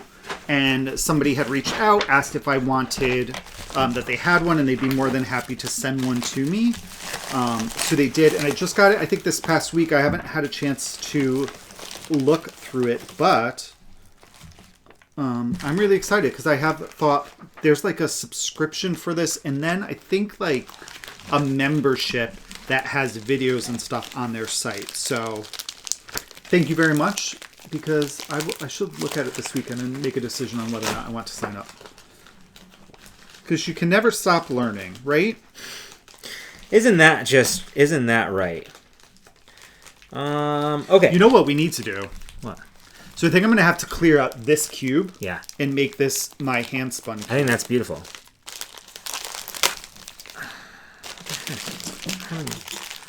Lots of trouble. Do you need scissors? I think so. Do I have scissors? Readily available? It's okay. If not, there's some right there. I know. Okay, got it. All right, so while he's doing that, I guess I could start with this. So this was very nice. If you guys remember, a couple weeks ago, we showed this. I don't know where the note went. This is from Taki Studios. And they had sent us this knitting and crochet toolkit. Thanks. Welcome. So, we talked about it, and they've sent another one. This is actually for Ray, so you could have one at work. Yeah, isn't that sweet? But they also provided a coupon code to you guys, which is NATR15. So you can use that at their shop to get 15% off. And we, in our show notes below, there is a Google Doc. So there is a link to a Google document that lists all of the makers who have provided us with coupon codes for you. So please feel free to take a look at that and take advantage of those. Did you open this? I have not. So this has all the fun things. Right. So it comes with measuring tape, stitch stoppers, stitch markers, a crochet fix-it tool. I said measuring tape. Comes with 4 of the stitch stoppers. So this one has the stitch stoppers, needle. I guess, needle covers, whatever. So it comes with 2 for the flowers and 2 of the silicone little like beads balls. And then it comes with your light bulb stitch markers, which is nice. And then it comes with a nice little felted square and a darning needle, which I really enjoy, the ones that have the little me too, the curve bend in it. Makes it easy to pick up. And yeah, and then it comes in this cute little tin. Yeah. Which is typically, it's kind of color coordinated. So this is purple, and then the stuff in here are like purple and lilacs. Yes. So that's going to come with me to work. which was really nice. Thank you very much. And then again, we'll have the link to the shop below, and then the coupon code will be in the Google document that says coupon codes. Nice. I think, do you have anything else to show? I do not. Not that okay. was... So all of this is related, again, with Socks for Sam. Just because the event that we had at the yarn shop is over doesn't mean that awareness needs to stop. In fact, there is going to be a knit-along starting on December 1st, which we are going to be helping Cody promote. And what we want to do, Cody donated an amazing prize to all of you for... your participation and helping spread the word. So we are going to be putting together a Ravelry group on Ravelry about the knit along, all the information, and to go along with the knit along, it's going to be from December 1st until sometime in January. We don't have the end of exact January, date, but we'll get the exact dates. And the idea there is just to knit a sock. So we're going to open up a thread. You can post your finished sock there, as well as where Cody wants you to post it on Instagram. And we're also going to be asking for people, if you want another entry, and wait till you see the prize. If you want another entry, you can post in that thread that like your donation that you're going to be donating to Socks for Sam, and we'll add another entry for you towards this prize. Before I show the prize, I will say that we got 2 sock donations that we're going to be giving over to Cody and Socks for Sam from 2 of our lovely fans. There were no notes in this at all. It was an envelope of 1 sock each, which I thought was fantastic. You both wrote, for Socks for Sam on it. We're happy to accept those donations as well on that behalf. So here's one, which is great. You've got a heel flap and gusset heel on that. The sock feels very sturdy. I love the colors. Yeah, it's a cute Isn't that self-striping cute? one. Yeah. So this is one sock that was donated, and here's another one, which is really cool. Also a heel flap, but I don't know if this is a little bit different of a heel. No, it's the same. It looks the same? Yeah. So then you have this one. I love this. I wonder if this was like one of those. I'm sure this is one of like those. A Regia. Yeah. Because Regia does. I think Regia typically has like those patterns. Yeah, that pattern section's in there. So I thought that was really cool. So thank you very much for donating those. We will pass those along to Socks for Sam. Yes. And now, here is the... this is absolutely amazing. I know. I'm jealous of this prize. Me too. Cody handed this to us before we left and said, here, we wanted to, have this for you to donate. So this is going to be our prize for that knit along. It's a gorgeous leather bag by Redesigned Project. I want to see if it... Sometimes their bags have like... Oh, it's the bag Project 9 bag. Yep. It's such a great quality. And the bag opens up... There's things in here, so I don't want to... Okay. So the bag opens up into 2 different sections, so you can have this sitting out flat on your table. Keeps things very organized. In the let me just take this out real quick because he stuffed this bag full of other things as well. So here's your bag. You got 2 different sections there. There's a zipper pouch in the middle for you to keep all of your fun things. That's the receipt. And the quality is just absolutely great. Yeah. There's pockets along the sides in here as well. And inside this bag, there's like little, for like needles and hooks or something like that along the side there. Yeah, and then there's these 2 pockets here that are elastic. Yep. To keep some stuff in. So, inside here, you will also receive 2 skeins of biscotti yarn. They're on their Biz Sock base, which is an 85% superwash merino, 15% nylon. It's so soft. It's gorgeous. This is... It's a really beautiful base. We saw them at... We did. Where did we see them? Can you find the color on this one? Yeah. Maybe I can't. Yeah, I can't either. So it's made in Canada. I have no idea what... Can I see this one? Yeah, sure.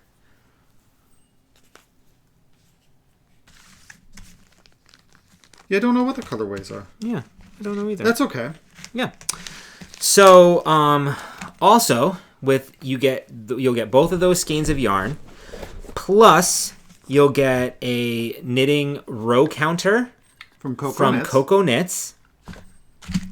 You'll get 6 of the Cocoa Knit stitch markers. They're all metal.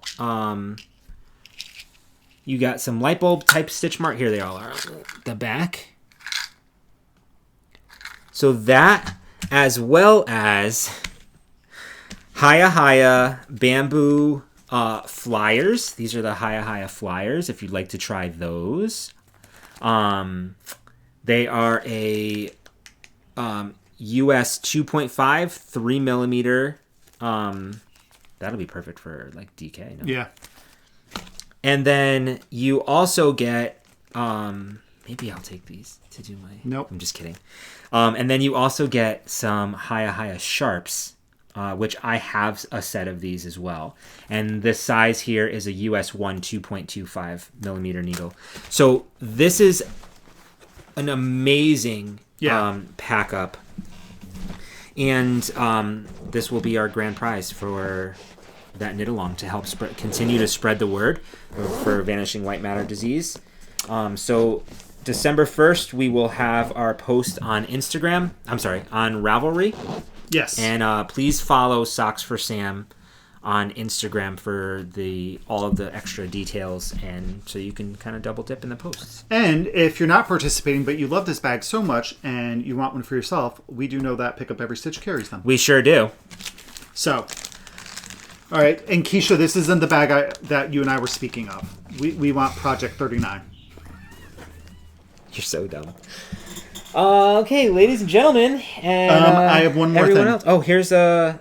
that came with it. This came with it. So you get that. You get this tote as well. All right. What? And then I have one break in the bank. You do? Yeah, remember this came. Yeah. I have one as well. Well, we have one as well, but it just came today. So we didn't want to show it yet. Right. So this... Do you hear him? Yeah. I don't know what he tries to whistle. Me neither. So this was purchased the weekend of Rhinebeck. So I purchased it Rhinebeck weekend, but it just arrived. Into the World had for the first time ever, they had a show colorway on their, I think it was on yarn and on fiber. So this was called 2024 New York Sheep and Wool exclusive. I got this on 100% gray Corridale. And let's just untie one so you can kind of see. And I got 2. I'm sorry. I bought 2 of these to spin up. My actual thought process for this now is one of the sweaters I would like to knit in 2025 is the Spice Cardigan by Andrea Mowry, and it uses Spin Cycle, but I thought if I spun this, it's so I could use good. this in place of Spin Cycle. Oh my with like a goodness. really nice dark gray for the sweater. Wow. That's pretty. So yeah, this came super excited. It's one of those surprises, like you forgot that you ordered it. And well, then no, it showed up. I did not, because Michael and I tried to order a couple times and it was like sold out. And then we went back and it was there and we added to cart and then it was like sold out. And then we're like, oh, whatevs, we missed it. And then it was, oh, well, we're bringing it back for 12 hours type of thing. I was like, okay, that's it. I'm buying it. No. In it to win it. No selling out this time. So that is all of that. And now this is the next segment of our... Which we haven't done in a really long time. We haven't. So we're not going to obviously cover everything over the past 8 weeks or 6 weeks that we've read and watched. But for watching, we have finished Agatha All Along, which is on Marvel. It's a Marvel TV show on Disney Plus. Highly recommend. Yes, loved it. I loved everything about that series. It fits very well into the Marvel universe. I'm excited, and hopefully that, I think his name is Joe Locke, who's also in Heartstopper. He's a great actor. Hope he continues to play his role in Marvel movies. Yeah. I won't say what his role was in case you haven't seen it, don't want to spoil it. But the character he played, he embodied that character incredibly well. It was good. So that was fantastic. And then we just last night finished season 4 of Slow Horses, which is a television show on Apple TV Plus. And it has Gary Oldman. Yeah. He plays a great role. He is disgusting. His character is disgusting. He's a fantastic actor. And fantastic. Then it had, last night we were watching it, and one of the guys in it, Ray, like the actor was very familiar to both of us. And then Ray at one point, it was, I think, the final episode. He says, does the voice remind you of somebody? So, and it had, and I didn't go. I know. I was like, who does the voice remind you of? I didn't pay much attention to it, which is odd for me because I normally would. So I rewound for a minute. I was like, I know it, and I hear it, and he started talking again, and I was like, oh, Mr. Anderson, and it's the dude who played the agent from Matrix. The Matrix. He looks so different in that role. It was really him. Yeah. Because I was like, it sounds so much like him, but it totally does not look like him. It's not him at all. And then Kevin was like, wait a minute, that is him. Yeah. I'm like, what? It's a fantastic show. Yeah, it's a good show. Wait, there was something else that we watched. I don't know if we talked about this. We watched the Wolverine and Deadpool movie, which was good. I liked that. It was a good. That's a movie, that's one of those Marvel movies, all of the Deadpools, which the jokes in there are so raunchy and dirty, but and some of them are so, they're funny. They're absolutely. There's so much like fourth wall stuff that happens in that, and so many like Easter eggs and references that it's almost hard to like. It's almost hard to keep track of them all. I know, and like nods to them as like actors in real life, or who they're married to, who they're not married to, or roles they didn't get, like things like that. It's hysterical. Right, it's good. I thought that one was really good. Definitely don't watch with the kiddos. No. What else? Another thing that we watched, I don't think we talked about this. I feel like it's been within the past 6 weeks, but so good. Lincoln Lawyer. Yeah, it's really good. We have talked about Lincoln Lawyer. Season 3? No, we didn't talk about season 3. We watched season 3 in like a day. We did. We got through. Good. It's good. It's real good. It's real good. Yeah. And then we're going back and forth with watching Vikings. So that's what we start next. So we've only watched season 1. We're going to watch a season and then go to another show and just like flip flop like that. Yeah. So we watched the first season of Vikings, and that was quite entertaining. Mm-hmm. As far as like newer actual we have shows, so much to watch. We have a lot to watch. We've been watching a lot too. Like you know what it is? Like this past week, we've really just kind of been putting on like older movies. Basketball has been on. Yes. I've been doing homework. So like, while sitting on the couch, we can listen to an old movie while I'm doing homework or knitting or whatever. And we've been watching a lot of podcasts, and one that I would like to recommend, because this was a new to me. And I've watched a couple of his episodes because I specifically go out and try to find male knitting podcasts with male people, presenters, personalities. Okay. Where is it now? Here we go. And I found this gentleman. He is from the UK. His channel is called A Town Called Yarn. And I've only watched 2 episodes. So his 2 most recent episodes. It looks like, or maybe I watched 3. So episodes 11. Because I think I've watched 2 of them. You watched 13 with, I know 13. So it's really cool. This is another one. It's really fun because he started as a crocheter and has moved into knitting. So it's fun to see that progression too.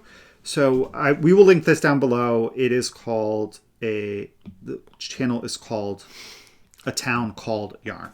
Yes. So it's always fun finding new channels to check out. There was another one. I have to go watch her episode. It seems kind of cute. I think I subscribed, but we'll see.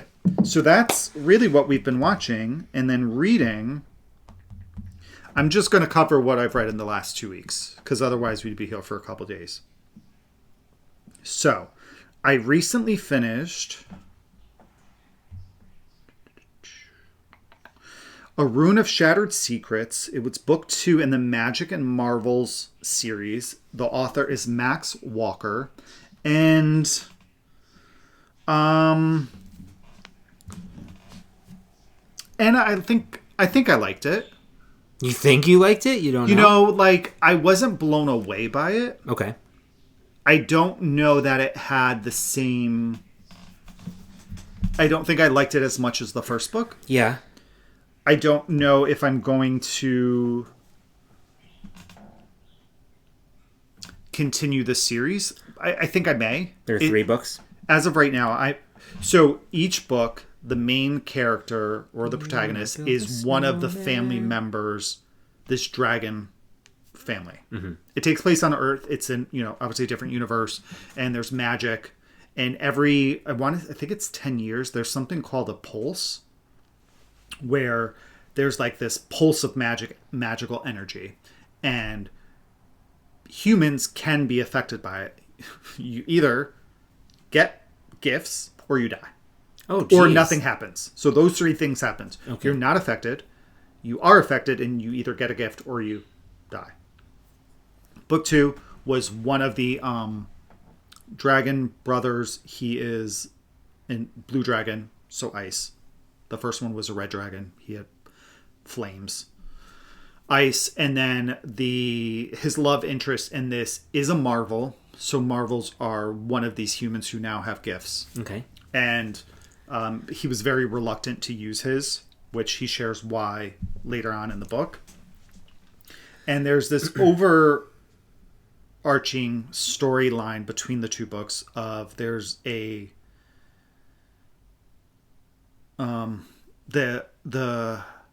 I don't even know what the hell he is. Is he a dragon? I don't know. There's some bad guy who, like, 100 years ago, they put in, like, a cell, a cage. And there's this group of followers who are looking to get him out. So each book has covered, like, a group trying to do this, or the process of this trying to happen. So it was, it was good. But yeah. I like the first book better. And I'm currently reading... I don't know why I do this to myself, guys. I don't know either. This was stupid on my behalf. Well, I was just as stupid. Book 1 of 18 in the Hollows series by Kim Harrison. That cover looks inappropriate. Well, it's called Dead Witch Walking. So It looks like she's getting ready to go into work.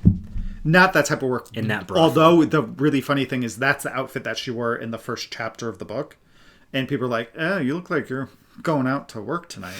She's like, no, I need to not look like me. So it's just, like a costume.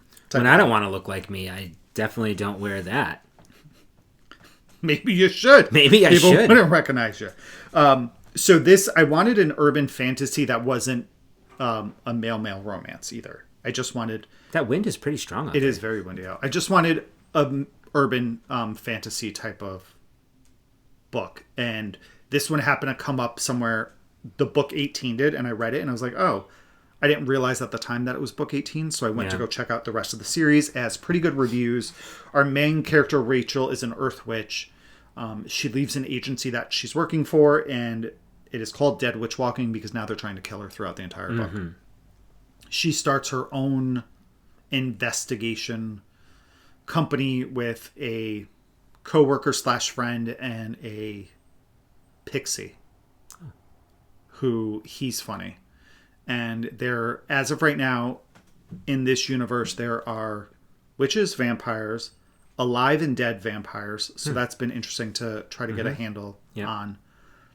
Wares, and I don't know if it's just werewolves or if there's other wares in it. Pixies and fairies. And with witches, there's like normal witches and then some dark witches. Oh.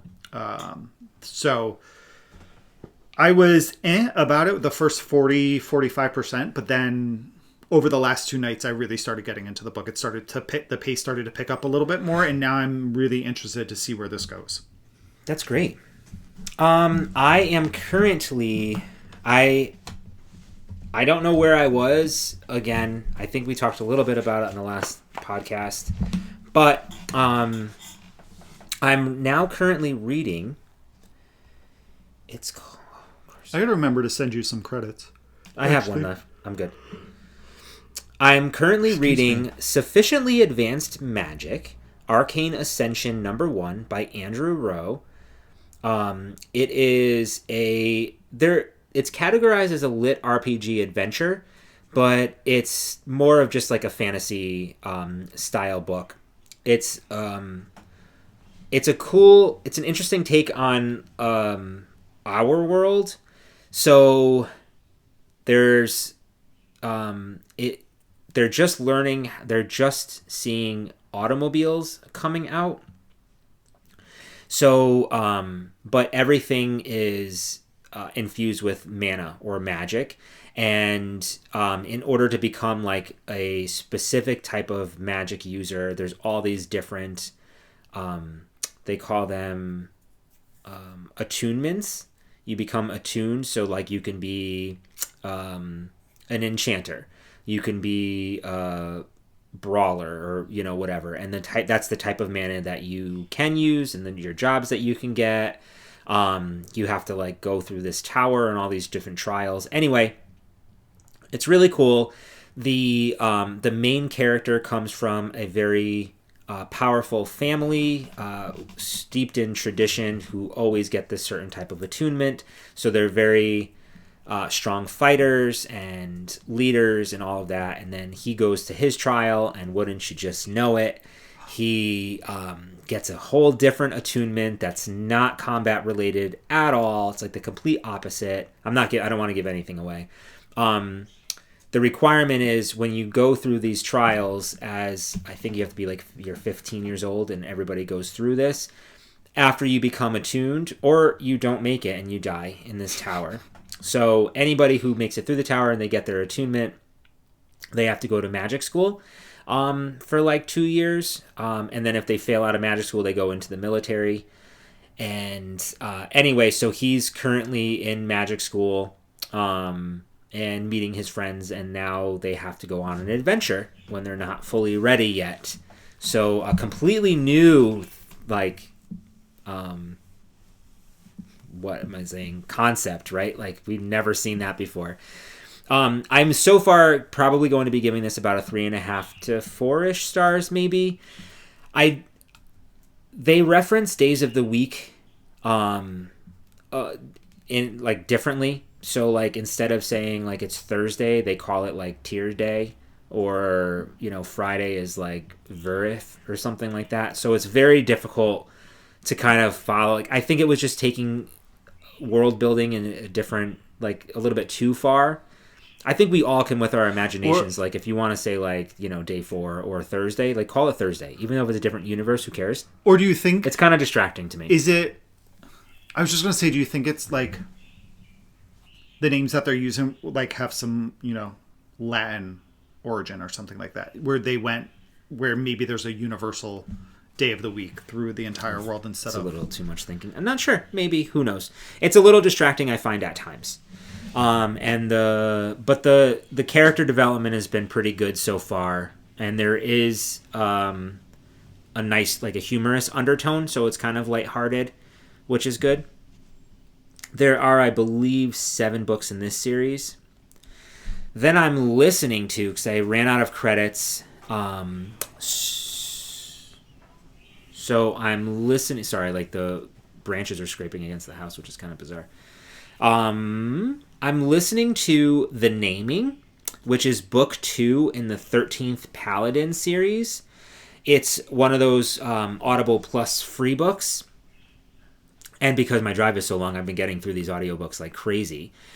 And this one is I don't think I read all the way through to realize that it was a 3-book set. So I was like, oh, that's really cool. Like all 3 books would be right there, and I just don't have to stop to like change things out. Come to find out, it's like 13 books. But for the 13th Paladin? Oh, really? Did that? Is it really 13? Or wasn't there like 18? Let's see. Number 9, 10, 11. Oh, I'm sorry. There's 11. 12. Oh, no. 11. But why was this one published? Why was number 11 published? Oh, that's in a different language. So 10? 10. Okay, maybe there's 10. Okay. So easy. Fine, no problem. Okay. The first book is called Ahren, who's the main character. The second book, like I said, is called The Naming. This is going to be 5 stars for me all the way. A lot of it has to do with the narrator, who's absolutely fantastic in this. The tone in his voice, like it's so good. He also has a British accent. The story is very, very rich. It's kind of unique to me in a way. Like it still follows the concept of this young boy who gets pulled into kind of this like magical thing, but realizes that he is like the chosen one kind of situation. But there's really interesting concept. There are elves and dwarves in this, as well as like forest guardians and stuff, but they have a little bit of a spin on things, which I think is really cool. Again, it's a really good adventure story. The character development is outstanding. You're learning something new all the time. There's like little shocks here or there. You really relate a lot to the main character and what he's gone through and what he's going through. He is currently, I think 2 years have gone by, so he's 16 going on 17. I am 16 going on 17. Baby. No, he's 17 going on 18. No, not in this book, but the song. Okay, anyway, let's back it up. So, great. It's a great book. We're picking up new people to join their merry band. I think they're collecting their last person now because they need a set thing for something special, which I can't really talk about. But I highly recommend this series, the 13th Paladin series. Did I say who it was by? No. It is by Torsten Weitze, but translated by Tim Casey. The audio version is narrated by... Oh no, how do I tell? Hold down on it. Can I go on this? Then do the 3 dots on the top. It's read by Gildart Jackson. Wait, listen to his voice. His example. And at the first crossing, Kara, with Cullen at her side, an improvised torch and forks. What speed are you at? 1.3? Oh, sorry. I'm at 1.3 speed. Is that too fast for you all? Did that sound fast for you? No, but it would distort their voice slightly. Oh. Anyway, I love it. So the 13th Paladin, this was the box set, so it's books 1 through 3. Hopefully the other ones are free, because I'm obsessed. Well, I have plenty of credits that you can have, because I don't use Audible. Great. I actually am going to cancel. Send them my way. Don't cancel it. Yeah. I'll get your credit. Double credits. Because I can't get any more. But you also have to think, right? Whatever the price of a credit is, like let's say Audible's $14.99 a month. If the book itself is $9.99, it makes more sense to buy the $9.99. Audiobooks are like $40. It depends on the audiobook. You have to look at the price. You're still not getting a $9.99 book. I'm just saying. All right. I think that's everything. I think that's all I have as well. So, it's been great catching up. We will... Like we said, it's going to be Thanksgiving next week. So if you are in the U.S., we hope that you have a great holiday. Don't stress on the holidays. Yeah, and I think that that's really an important message. And a few other people that we've been watching have kind of given the same message. Like, sometimes we put a lot of stress on it during this time, or people don't have the same experiences. Family situations are different. We make our own families. You know, I think just find a happy place for yourself where you can celebrate however you want to celebrate, or if you don't, just be fine with that. Don't just do you, boo. Yeah, and then so that's next week, and then we will be back in 2 weeks. In 2 weeks. So until that's not in 2 weeks though. That's in like 4. We'll talk soon. We'll talk about it in the next episode. So we hope that you guys have a good 2 weeks, and we will see you in a fortnight. Bye.